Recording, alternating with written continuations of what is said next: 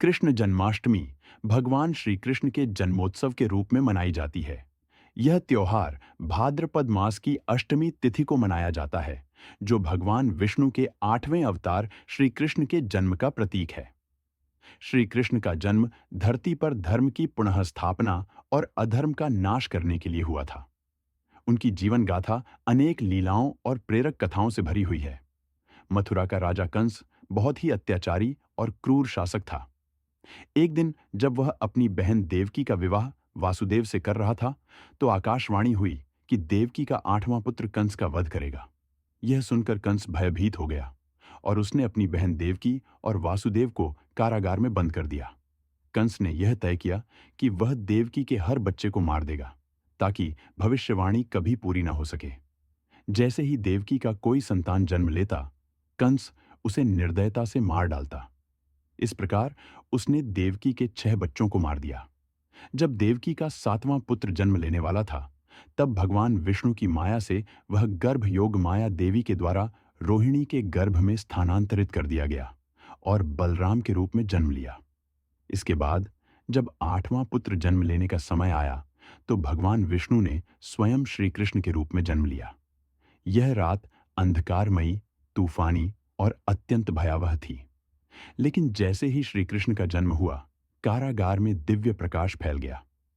वासुदेव और देवकी ने अपने नवजात पुत्र को देखा और भगवान विष्णु के दर्शन किए।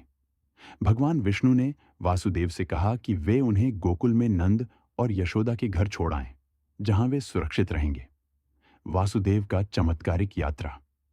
भगवान की माया से सभी सैनिक गहरी नींद में सो गए और कारागार के दरवाजे अपने आप खुल गए। वासुदेव श्री कृष्ण को टोकरी में लेकर यमुना पार कर गोकुल की ओर बढ़े। यमुना नदी अपने आप वासुदेव के लिए रास्ता बना रही थी। यह भगवान की दिव्य लीला का चमत्कार था। वासुदेव ने श्री कृष्ण को नंद बाबा और यशोदा के पास छोड़ दिया और उनके स्थान पर यशोदा के नवजात कन्या को लेकर वापस कारागार लौट आए। सुबह होते ही जब कंस को देवकी के 8वें पुत्र के जन्म का पता चला, तो उसने तुरंत उस नवजात कन्या को मारने के लिए बुलाया। लेकिन जैसे ही कंस ने उसे उठाया, वह कन्या आकाश में उड़ गई और देवी दुर्गा का रूप धारण कर कंस को चेतावनी दी कि उसका वध करने वाला तो पहले ही जन्म ले चुका है और एक दिन वह उसे अवश्य मारेगा।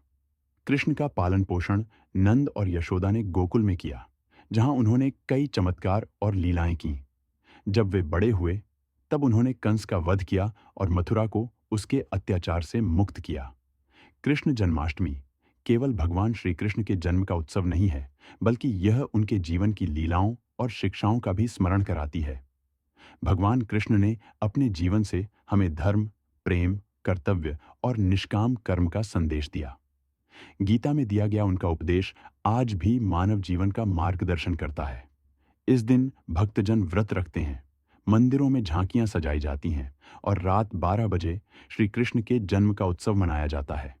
मटकी फोड़, रास लीला और कीर्तन इस त्योहार का अभिन्न हिस्सा हैं। इस वीडियो को देखने के लिए धन्यवाद। कृपया प्रेरक कहानियों के लिए मेरे चैनल को लाइक, सब्सक्राइब और शेयर करें।